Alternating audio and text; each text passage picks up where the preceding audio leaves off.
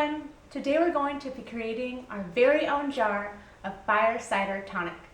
Fire cider is a wonderful wintertime remedy to help boost immunity, combat allergies, break up congestion, and fight infection.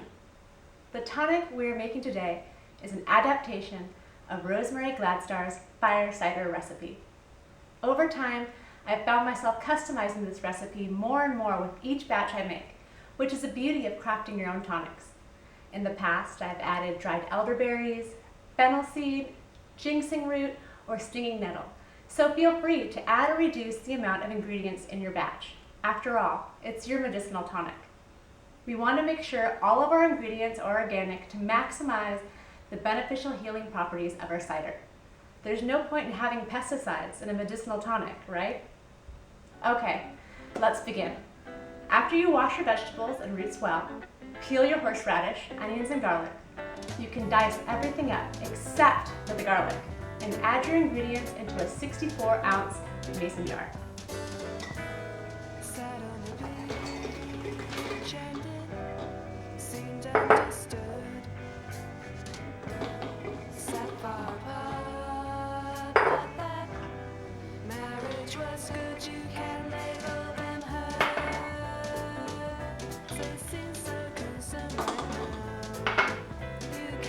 I personally like to leave the garlic whole.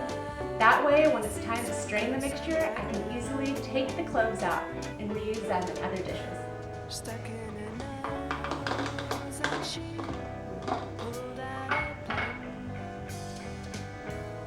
You can either dice or finely grate your ginger. It's completely up to you.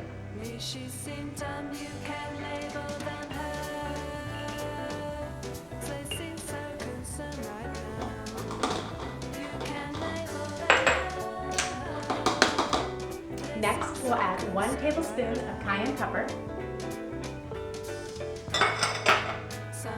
1 tablespoon of turmeric,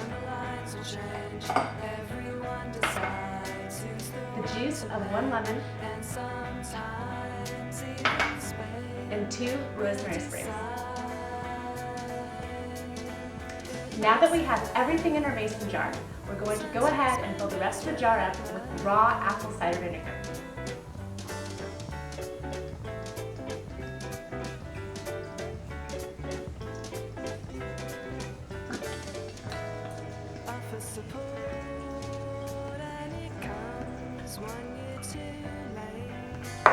Next, we can add 2 tablespoons of raw honey.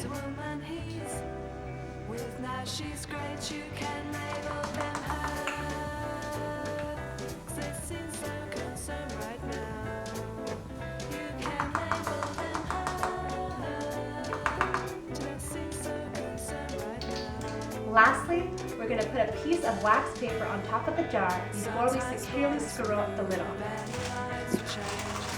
I've learned this the hard way. If you don't put wax paper under the lid, aluminum will leach into the tonics, and we don't want that.